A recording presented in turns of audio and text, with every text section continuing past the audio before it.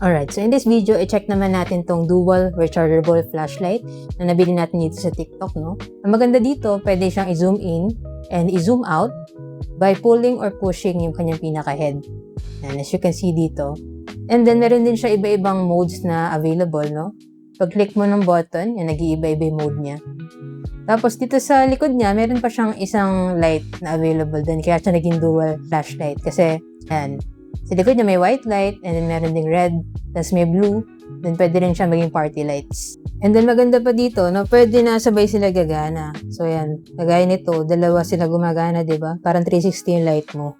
Ano din, mula nung binili ko to, no, once ko pa lang siya na-charge, so I think matagal yung kanyang battery life. I'm not sure exactly kung ano yung capacity ng kanyang battery, no? Pero once ko pa lang siya na-charge. And then yung charging port niya pala is Type-C na din, no? So hindi ka mahihirapan maghanap ng charger nito.